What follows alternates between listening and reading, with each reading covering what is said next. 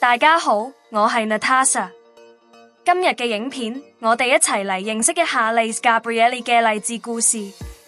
佢係一位擁有多重身份嘅女性，擁有博士學位，係一位成功女企業家，備受推崇嘅營養師，而且仲係健身界嘅代表人物。Lace 嘅身形勻稱得嚟又勁吸睛，完全有資格做大型健身品牌廣告嘅代言人。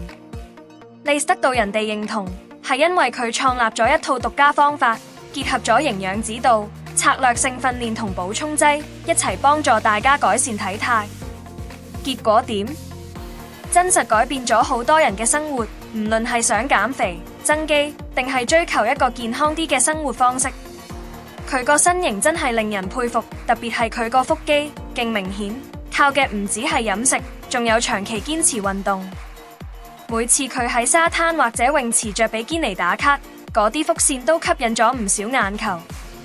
不過，如果你以為佢只靠食嘢控制，就大錯特錯啦。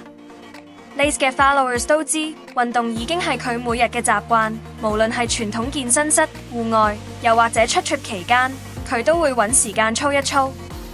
喺舉重方面， Lace 都好有佢自己一套。佢中意用中等重量訓練，重視身形線條嘅美感同身體比例嘅協調，最終成果就係一個既優雅又勻稱嘅健康身體。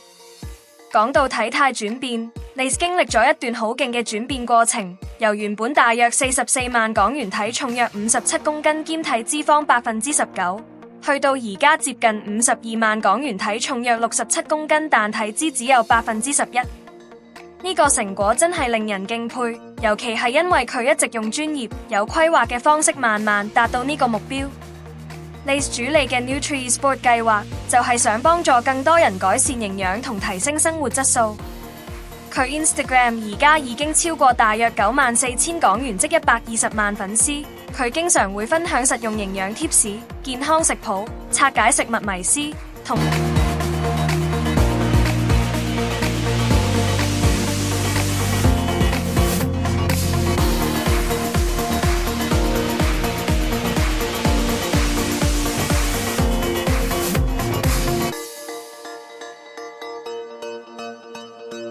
埋鼓勵大家改變生活方式。如果你未睇過 Lace 嘅 IG， 真係好值得去 follow 下，連結喺下面 description 度。而家都想聽下你哋點睇 Lace 嘅轉變，記住喺留言度話我哋知你嘅睇法。如果中意呢條片就俾個 like， 仲有記得 subscribe 我哋個 channel， 唔好錯過之後更多精彩內容。下次見。